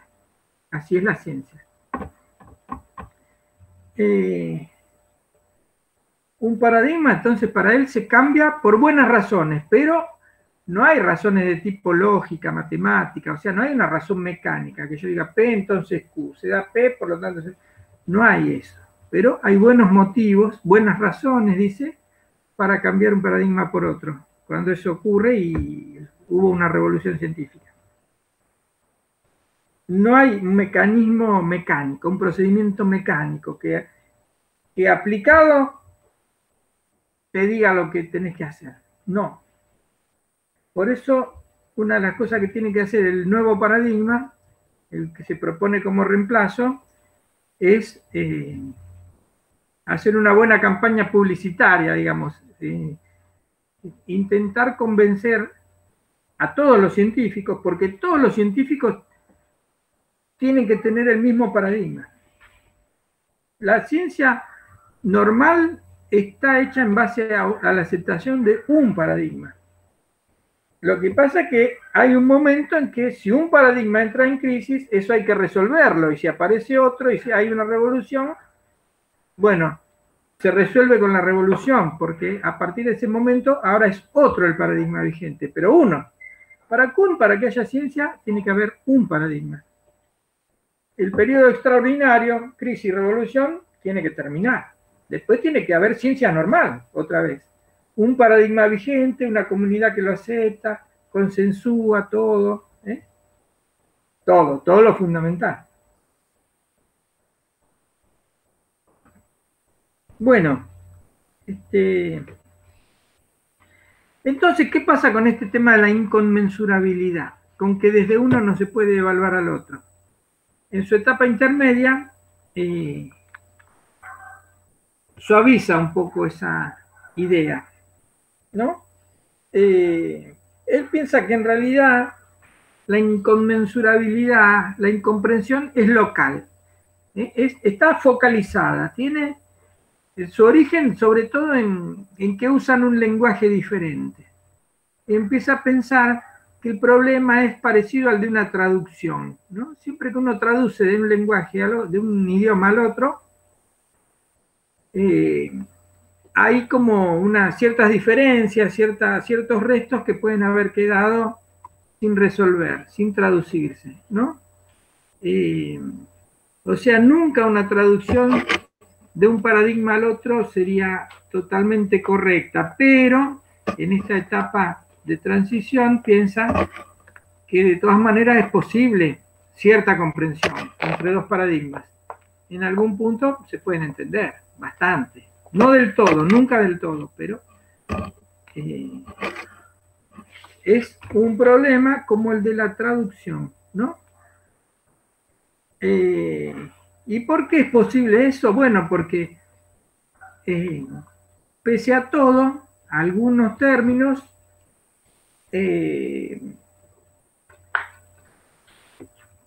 aunque se haya pasado de un paradigma al otro, algunos términos conservan su significado. Entonces, eso hace posible, de alguna manera, entenderse en parte entre paradigmas, ¿no? Por lo que quedó en común. Lo que no les permite entenderse es lo que ya no hay en común. Por ejemplo, antes de Lavoisier se pensaba que existía un elemento que se llamaba el flogisto.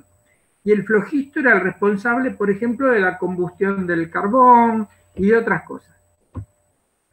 Ahora, Lavoisier y otros van a demostrar que el flogisto no existe, no es un elemento. O sea, se pensaba que había un elemento. Fíjense, ¿cuáles son los elementos? Es muy difícil saber eso, porque los elementos son invisibles, todos. Entonces, ¿qué podemos decir? Todo lo que la antigüedad pensó que eran elementos, tierra, agua, aire, y no sé qué más, madera, todo eso no son elementos. Esas son combinaciones de elementos. Entonces, ¿qué elementos habrá o no habrá? Es todo un tema saberlo. Bueno, pensaban que había un elemento que era el flogisto, responsable de la oxidación, la combustión, etc. Y se demostró que no existía ese elemento. Y bueno, entonces, ahí viene el problema. ¿Cómo un químico moderno puede entender a un alquimista que hablaba del flogisto, si hoy pensamos que el flogisto no existe? Y bueno, en cierto modo lo puede entender, porque hay otras palabras que tenemos en común. Por ejemplo, puede ser llama, oxidación, quizá la entendemos distinto, pero hay algún parecido.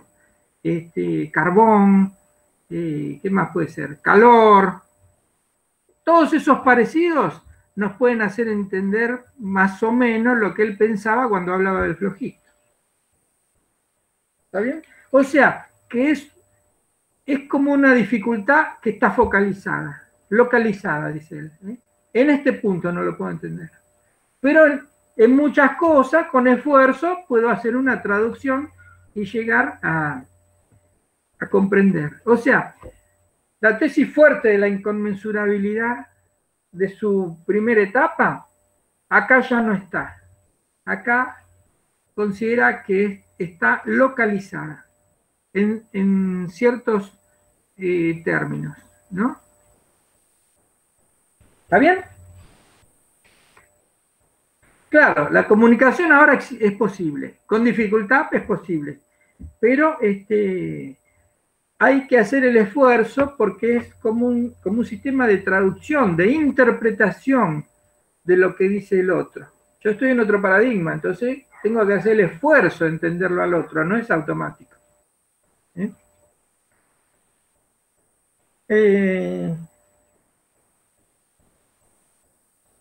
Bueno, hay un cuadrito en la página 21 que dice, ante las críticas de... A ver, Página 21, ¿ven? Es como un resumen más o menos de lo que estamos viendo.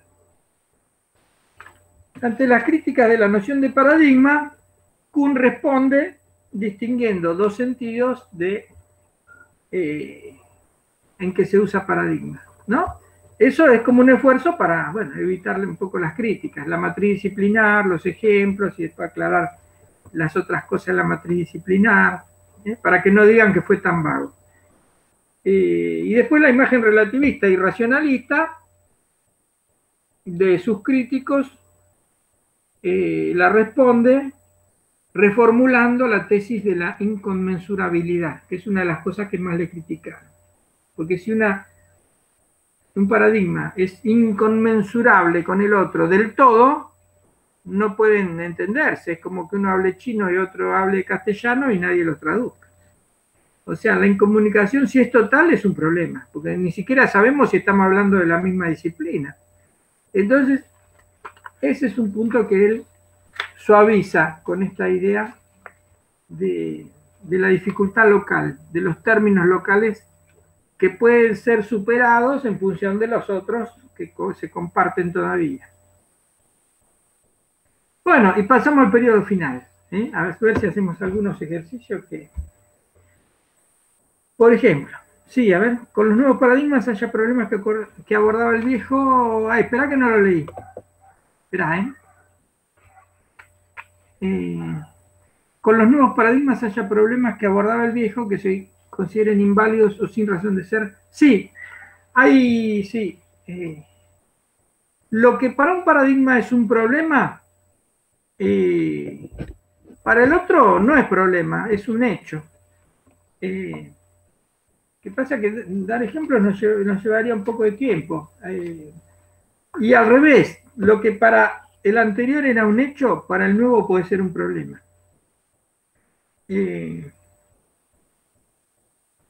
Bueno, miren, por ejemplo, Venus, que nosotros lo llamamos el lucero, ¿no? El lucero aparece siempre cerca del Sol, o sea, está muy a la mañana o cuando empieza la noche, cerca de la puesta o la entrada del Sol, ¿no? Ese es Venus, esa. Y bueno, y Venus tiene una característica, que a simple vista cambia de tamaño de 1 a 10. De 1 a 10. Es mucho eso. ¿Y a qué se debe? Vamos a la astronomía antigua.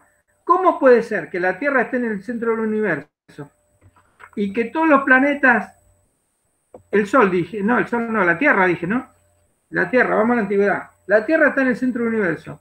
Todo gira alrededor de la Tierra en círculos. Entonces supongamos que esto es la Tierra. Y todo, haciendo centro de la Tierra, gira, ¿no? En círculo. ¿Cómo compatibilizamos eso con el aumento del tamaño de Venus? Porque ese aumento de tamaño se podría interpretar de otras maneras, pero lo más fácil es pensar que Venus se acerca y se aleja. Mucho, porque si el tamaño aumenta en 10 veces, es mucho. O sea, ¿cómo puede ser que esté siempre a la misma distancia y cambie tanto su tamaño? Ahí hay algo raro. Esa fue una anomalía para el sistema astronómico antiguo. ¿Cómo podemos sostener todo el sistema y pensar que... y explicar la diferencia de tamaño de Júpiter, ¿no? ¿Ven? Eso es complicado. Pero después, cuando se cambia la astronomía y se dice, no, el que está en el centro es el Sol, la Tierra y todos los demás planetas giran alrededor.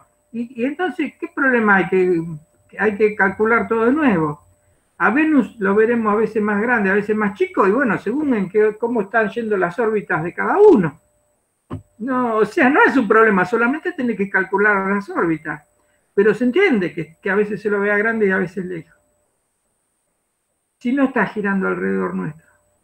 ¿Se entiende? O sea, antes era un problema, ahora no es un problema, ahora es cuestión de sacar los cálculos y ya está. Es un hecho, a veces está más lejos, a veces está más cerca. ¿Cuál es el problema? No es problema. Cuando se pensaba que la Tierra estaba en el centro del universo, era un hecho, perfectamente comprensible que una piedra cayera perpendicularmente. Vos la soltás y la piedra, ¿qué hace? Cae a 90 grados sobre la Tierra. ¿Por qué? Y porque la Tierra es el centro del universo y todo lo pesado va hacia el centro de la Tierra. Era una cosa indiscutible. Ahora, cuando se empezó a pensar que la Tierra se movía a enormes velocidades, la caída de una piedra se convirtió en un problema. ¿Por qué? Porque si la Tierra, voy a tratar de que se vea ahí, ¿ven? Se ve esta cosita, ¿no? Si la Tierra se mueve, ¿no? ¿Ven? Se está desplazando, cuando yo suelto la piedra, la Tierra ya pasó. ¿Cómo es que cae a 90 grados si la Tierra se mueve? Imposible, se pensaba. ¿Quién me explica eso? O sea, la nueva astronomía trae problemas físicos enormes, enormes. ¿Cómo es que la Tierra cae recta ahí donde yo la solté si la Tierra se está moviendo a tanta velocidad? Imposible. Eso aparentemente era una refutación a la idea de que la Tierra se movía. O sea, lo que era un hecho pasó a ser un problema. Y lo que era un problema pasó a ser un hecho. Claro, todo se resignifica. Todo puede pasar a ser otra cosa. ¿Está bien, Matías? Sí, un problema válido antes, ahora puede ser inválido. Sí, sí. Bueno, periodo final. Más suave todavía, ¿no? El periodo final. Esta idea de la tesis de inconmensurabilidad local, ¿no? La ajusta más todavía, porque va a pensar que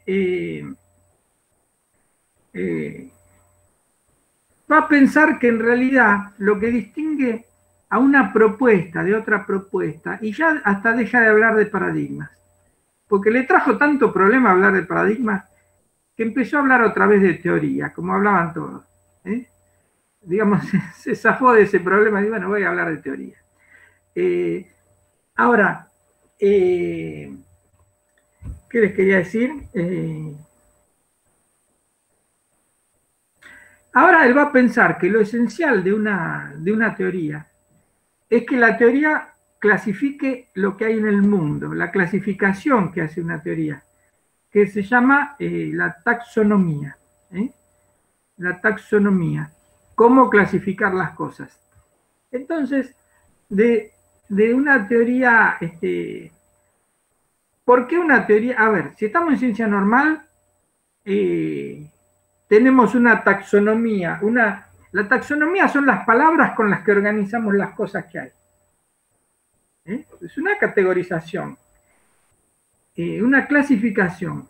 Taxonomía se llama. Bueno, si estamos en ciencia normal, tenemos una taxonomía aceptada y funcionamos en función de esa taxonomía.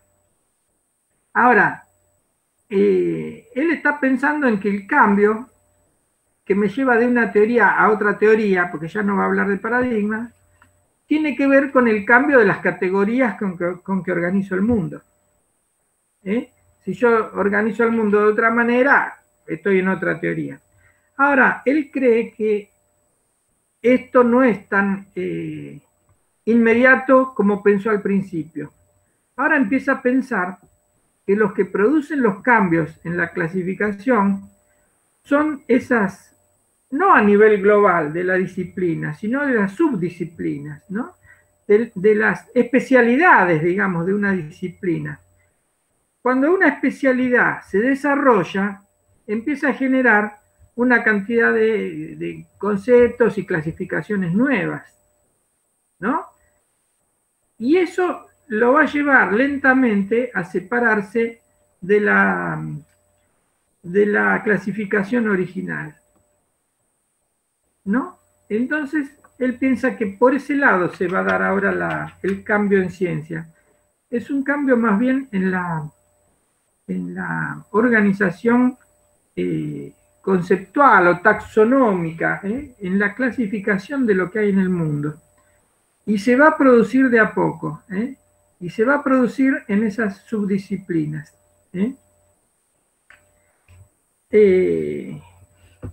O sea que el cambio parcial se va a dar así, a nivel clasificatorio.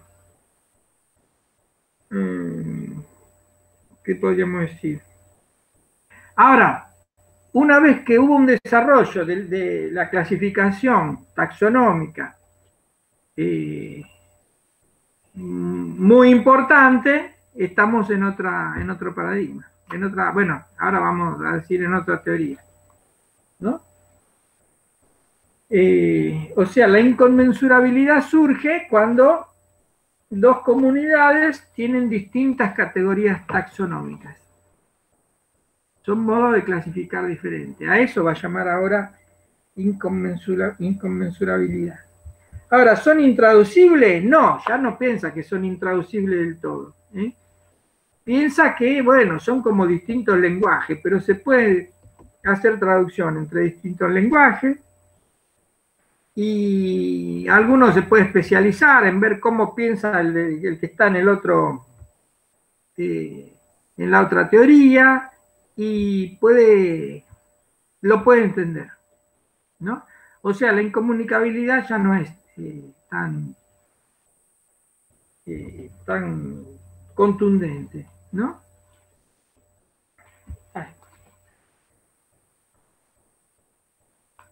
Pero lo que está marcando es lo fundamental, que es la clasificación. ¿Por qué? Porque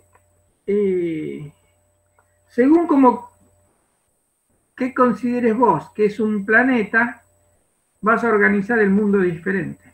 Hay un esquema ahí en la página 23. Antes la Luna era un planeta. ¿Por qué? Porque el planeta era todo lo que giraba alrededor de la Tierra.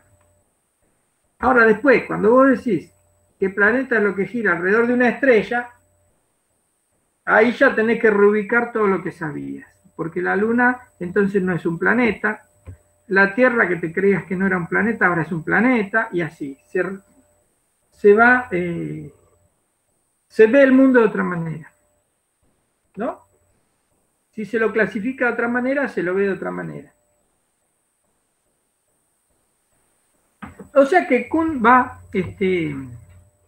cada vez más va pensando que los problemas están por el lado del lenguaje, ¿no? De cómo organizo yo, porque la experiencia perceptual, lo que yo puedo percibir, está anticipado por el léxico que yo tengo. Si yo no tengo la palabra, no lo puedo percibir. Por ejemplo, las palabras me abren o me cierran lo que puedo percibir, ¿no? La experiencia perceptual se hace desde las posibilidades de nuestro léxico. Miren, por ejemplo, para la mayoría de nosotros nos resulta muy difícil percibir el azzurro. ¿Por qué? Porque ni sabe, por ahí la mayoría de ustedes ni escuchó la palabra azzurro. Pero es una palabra que en italiano se usa mucho, azzurro. Es un color. ¿Nosotros por qué no vemos ese color? Porque no tenemos la palabra. Ahora, los italianos, o bueno, pienso que todos los italianos, no sé, o la mayoría, conocen el azzurro y lo encuentran. Es un azul muy fuerte, no sé qué, no encuentro algo. Es un azul muy fuerte, pero no llega a azul marino. Azzurro se llama, con doble Z. Es famoso porque hay una camiseta que tiene el azzurro, qué sé yo, en Italia. Bueno, entonces ven, tener la palabra te permite verlo. Si no la tenés, no lo ves. Un poco esa es la idea que nos quiere dar Kuhn, que el léxico es el que hace posible tu experiencia perceptiva, lo que vos puedas ver. El léxico, o sea, las palabras. Y las palabras tienen que ver con cómo clasificaste el mundo. Si vos tenías la palabra flojisto, podías verlo al flojisto. O sea, en el fuego vos veías el flojisto. Ahora desapareció el flojisto y no lo ves más, ¿no?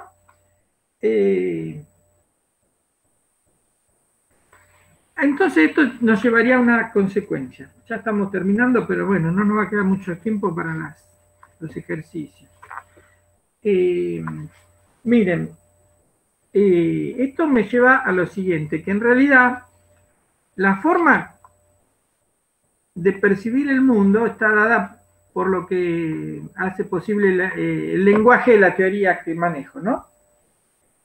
Pero Kuhn piensa que el mundo igual existe, aunque yo no lo pudiera ver, el mundo existe. Lo que pasa es que yo no tengo un acceso directo al mundo, entonces no sé decir lo que es el mundo en sí mismo. Yo siempre lo que puedo decir es lo que yo entiendo del mundo, ¿no? Y en ese sentido, siempre nuestra experiencia está mediada por el lenguaje. ¿Está bien? No puedo hablar del mundo en sí mismo como es tal cual es él, porque si yo no lo veo, no puedo decir lo que es. Y yo para verlo tengo que tener un léxico, que es parte de una teoría. ¿Está bien? Entonces yo, para percibir el mundo, lo tengo que estructurar de alguna manera. Y lo que me permite estructurarlo es la teoría y el léxico de mi teoría. ¿Está bien? Y ese modo de estructurar el mundo varía con las épocas, varía con el desarrollo de una teoría y varía cuando se cambia una teoría por otra. Se percibe el mundo de otra forma, no porque el mundo sea otro ahora, sino que yo, que siempre percibo el mundo desde mi léxico, desde mi teoría, ahora tengo otra teoría, entonces percibo otras cosas. Ejemplo, antes no percibían el peligro en la morgue, ahora lo perciben. ¿Por qué? Porque les habló que la materia cadavérica producía un contagio, producía algo mortal. Y bueno, entonces ahora veían un peligro, antes no. ¿Está bien? Bueno, y entonces él también se va inclinando, primero la revolución científica era algo muy abrupto, ahora cada vez lo va suavizando más, va pensando que es un paso más suave, más paulatino, ¿no? ¿Qué más? Que el proceso de especialización, dijimos, de esta última etapa, ¿no? El proceso de especialización que hacen las subdisciplinas es lo que va llevando al cambio conceptual, al cambio clasificatorio, taxonómico, y eso va cambiando la percepción. De a poco, cuando ya el cambio es mucho, podemos llegar a tener otro paradigma. Pero no es una irrupción abrupta, repentina, es paulatina. ¿Qué más?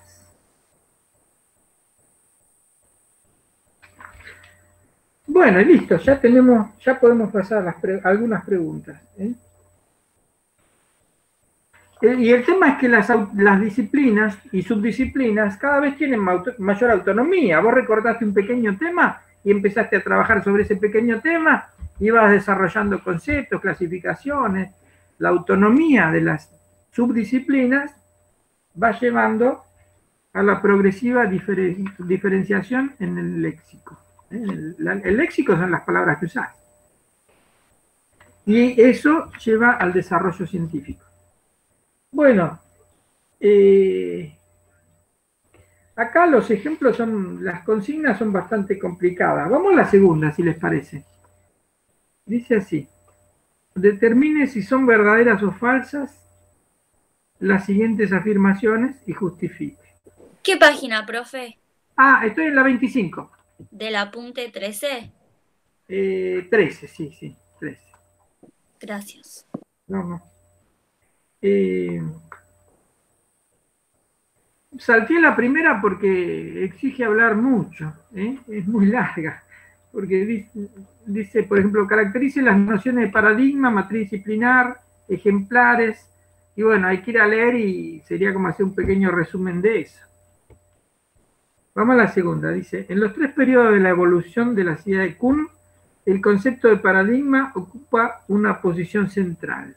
¿Sí o no? ¿Verdadero o falso? Verdadero.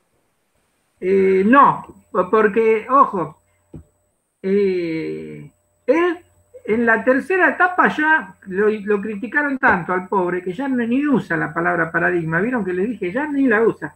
Habla de teoría. Volvió a hablar de teorías como hablaban todos. La idea de paradigma era más amplia que teoría, pero deja de usarla.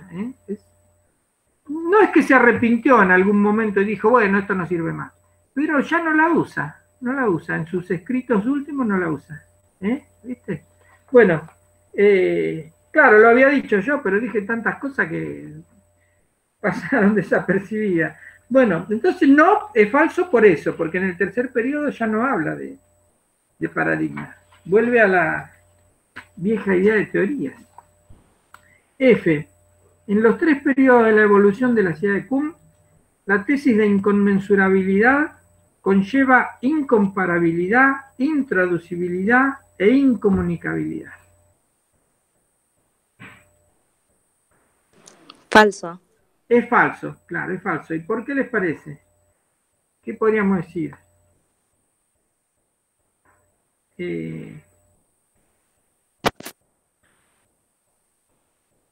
Bueno, se lo digo yo, pero por ahí ustedes lo están pensando.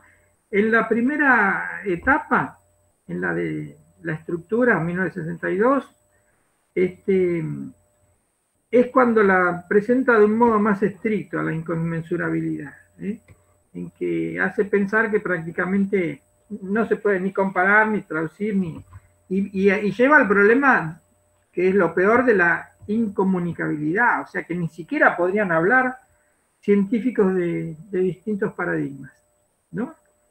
Eso corresponde, esa idea fuerte de la inconmensurabilidad corresponde a la primera etapa. Y después hay una suavización, me sale, pero no existe, ¿no? Hay una, ¿cómo se diría eso? Lo va haciendo más liviano, afloja, claro, pero no es como para poner un parcial, aflojó. Sí, afloja, relaja, pero ¿cómo lo podríamos decir? No me sale ahora.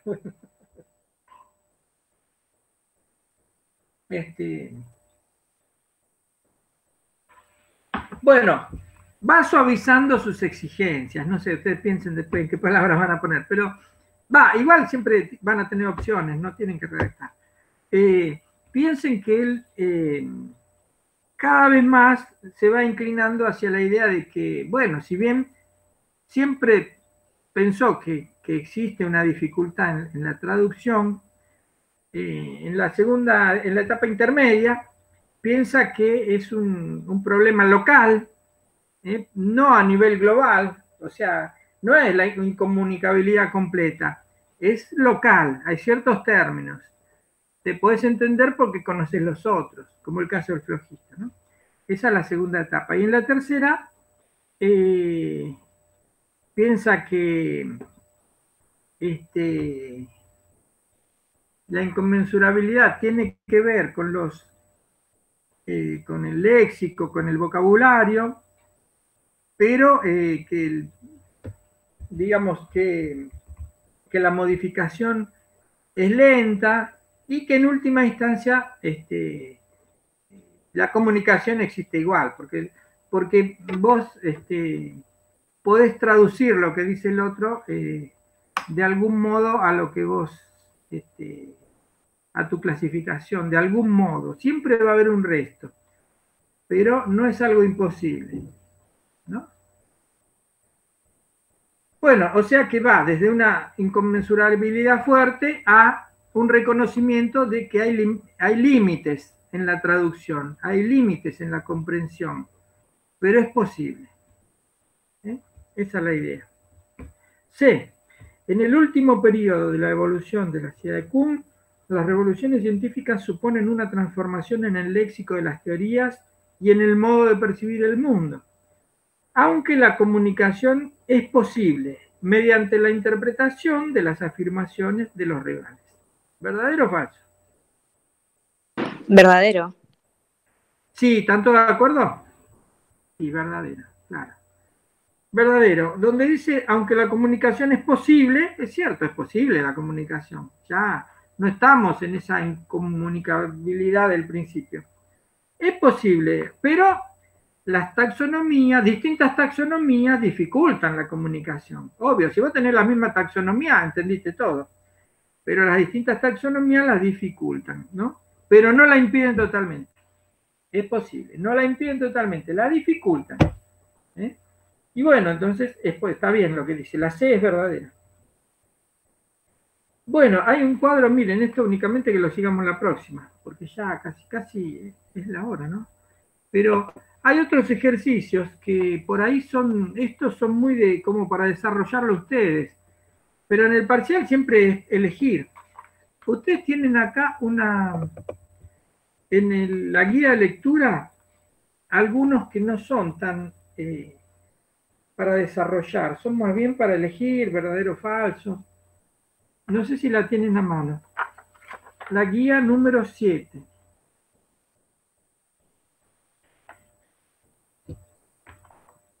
¿La tienen? Sí, profe. Bueno, escuchen, ustedes piensen que... no, en el final no hay que desarrollar. No, Patrick, por eso. ¿Para qué vamos a...? Incluso el cuadrado que le pedían al final del texto 13 es bastante complicado de rellenar. No sé si incluso pueden rellenarlo con lo que tienen ahí. Así que ya les digo que si no pueden, no importa. La próxima, cualquier cosa preguntan. Miren, ustedes ahí podrían hacer el 1. No sabemos nada del final todavía. No, pero puede ser que este fin de semana nos digan algo. Nosotros quisiéramos saber para orientarlos más, pero hasta ahora no. Bueno, escuchen, para la próxima, porque nos quedan ejercicios que no sé si podremos hacer, y la próxima Lácatos, ¿no? Vamos a ver la forma de ver todo Lácatos. No sé cómo haremos, porque el jueves y viernes ya es el parcial.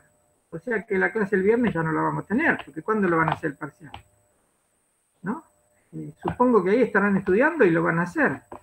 No sé, podríamos tenerla, pero no sé si les sirve a ustedes tenerla, la podemos tener. Bueno, después me dicen, porque de 3 a 5 podríamos tenerlo, lo hacen después, pero por ahí se les llena más la cabeza que... Bueno, yo no... Miren, yo ya lo salteaba, pero podríamos tener la clase de 3 a 5. Yo no tengo problema, ¿eh? Si ustedes quieren, pero ese día tienen que hacer el parcial. Como último día, porque va a ser jueves y viernes. Bueno, ¿qué les parece? Hacemos la clase, ¿no? La nota entonces. ¿O prefieren estudiar?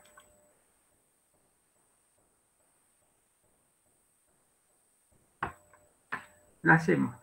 Bueno, el que quiere no entra. Si piensan que lo voy a volver loco. Bueno, pero sí, está bien, porque por ahí es el momento de sí, cómo no, sí. No, yo pensé que por ahí, no sé por qué se me ocurrió, sería por vago que soy. Digo, no, ya está. No, pero sí, ahora que lo estoy pensando es mejor, porque por ahí ustedes tienen dudas y a último momento, sí, por las dudas. Bueno, escuchen, la 1, por ejemplo, ¿ven? La actividad número 7. Dice, indique cuáles de las siguientes tesis se atribuyen al positivismo lógico y cuáles a la corriente llamada nueva filosofía de la ciencia. O sea, lo que empieza con Kuhn, ¿no? Nueva filosofía. Hola Alejandro, bueno. Estamos en la guía de actividades 7, ejercicio 1. Pero estamos por terminar, lamentablemente. Bueno, después lo mirás. Dice la A. El significado de una proposición consiste en su método de verificación. ¿Eso es lo anterior a la nueva filosofía de la ciencia o es la nueva filosofía de la ciencia? Es el anterior. Claro, hay una corriente que es el Círculo de Viena, algunos del Círculo de Viena son verificacionistas. El significado de una proposición es su método de verificación. Eso no es la nueva filosofía, es la clásica. Bueno, positivismo lógico. B. Los factores psicológicos, sociológicos e históricos son tan relevantes o más que la lógica y la evidencia empírica para explicar el cambio científico. La nueva, Kuhn, Kuhn. C. Bueno, vamos bien. C. El significado de los términos que figuran en los enunciados observacionales es independiente de cualquier teoría, de modo tal que esta teoría de enunciados, que esta clase de enunciados, perdón, permite confirmar o refutar definitivamente las teorías. La anterior, claro, la anterior. Un término, la anterior pensaba que un término observacional es independiente de la gempelosa. O sea, para la concepción clásica, el enunciado de un hecho se hace en términos observacionales. Y las observaciones, lo observacional no depende de las teorías. Por eso consideran que es firme. Si este sapo está muerto, es observacional, ¿no? Es firme. Esa es la idea clásica. Con Popper se empieza a relajar por el tema de el problema de la base empírica, lo llama él, ¿no? Que no podemos estar seguros de cuando enunciamos un hecho. Y la nueva teoría de la ciencia, o filosofía de la ciencia, ya considera que todo enunciado tiene carga teórica. Aunque vos digas, este sapo es verde, eso tiene carga teórica porque vos dependés de tu concepción de sapo y de verde para decir eso. Esta rata está muerta. Vos tenés una teoría sobre lo que es una rata, una teoría sobre lo que es estar muerta, ¿no? Entonces, esto es para el positivismo lógico, sería anterior a la nueva filosofía de la ciencia. ¿Está bien? La C. ¿Sí? ¿Sí? ¿Está bien? ¿Dije algo? Sí, profe. ¿Dije algo complicado o no? Bueno. D. Cuando se abandona una teoría y se acepta otra capaz de explicar el mismo tipo de fenómenos que la anterior, es posible que cambie la ontología, de modo que las teorías en cuestión no puedan compararse entre sí. La ontología es el tipo de objetos que suponemos que existen. ¿Esto quién lo dirá? ¿La nueva? Kuhn. Esto es Kuhn, claro. Si es Kuhn, es la nueva, ¿no? Bueno. Vamos a saltear el 2, que es más teórico. 3. Determine cuál de las siguientes proposiciones es correcta. Estamos en Kuhn siempre, ¿no? Para Kuhn. Sí, Lakatos es un super López. Popper dicen ahí, sí, es verdad. Un paradigma es siempre perfecto y completo, de modo tal que responde a todos los problemas que él mismo ha señalado como enigmas a resolver. Puede generar un poco de discusión esto. Bueno, ¿no sale? Bueno, se lo digo yo.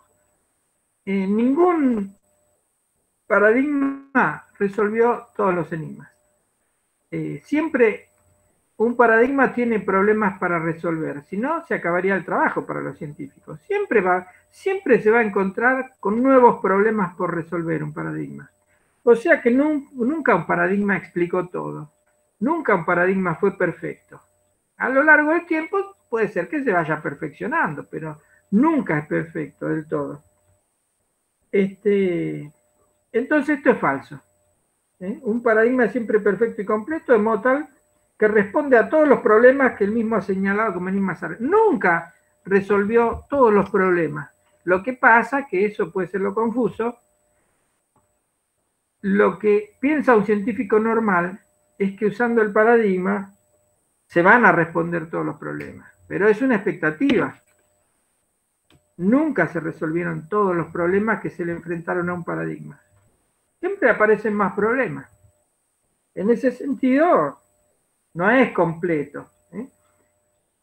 Un paradigma está en evolución, en crecimiento, en perfeccionamiento.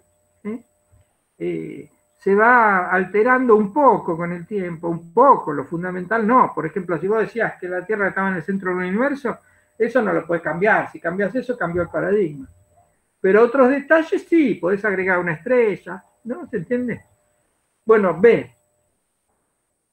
Un paradigma nunca tiene todas sus soluciones desarrolladas. Casi lo dije recién.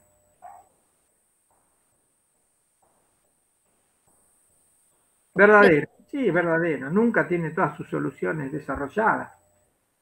Y por eso los científicos normales tienen trabajo, están desarrollando nuevas respuestas a los problemas que se van apareciendo. C. Un paradigma nunca es completo, porque no define ningún método como apropiado para la solución de problemas. Bueno, esto es como una mezcla. Es cierto que nunca es completo, pero no porque no defina métodos. Sí, no, claro. Entonces tendríamos que decir, bueno, en bloque no. Claro, no es completo, estaría bien, pero métodos, definen métodos como apropiados, porque los métodos son parte del paradigma. Sí. Ahora, no se olviden que si hay una proposición doble con una I, ¿no? Esto sería P y Q. Claro, no propuso ningún método, pero lo decide el paradigma en cada periodo.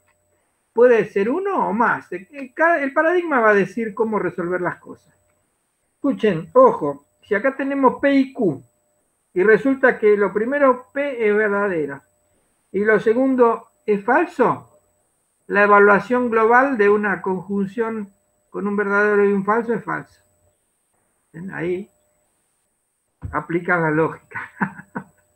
Si ustedes acá tienen que poner verdadero o falso, acá tienen que poner falso, porque hay una parte verdadera y una parte falso. O sea que, ¿cómo es la conjunción falsa? ¿No? ¿Sigo? Último. Ninguna de las anteriores es verdadera. Bueno, esa no va porque ya resolvimos. Miren, yo les voy a marcar los que me parecen más instructivos de esta guía 7. Porque nunca hay tiempo para todo. Podrían hacer el 4, 6, 1. Pero eso es para pensarlo, no es para verdadero o falso. 7, 1.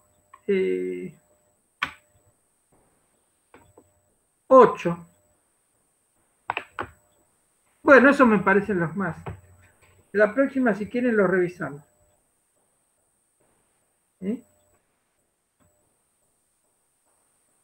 ¿El 1 no lo hicimos?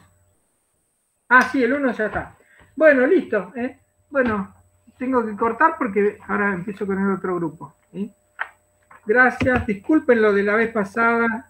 Y bueno, y ahora la próxima lo ven a Jorge. Chao, profe, gracias. Ya empiezan con Lácatos, lo pueden leer, ya está subido. Bueno, nos vemos. Bueno, chao gente, hasta luego. Bueno, profe. Hasta luego. Suerte. Estudien que falta poco. Chao, hasta luego.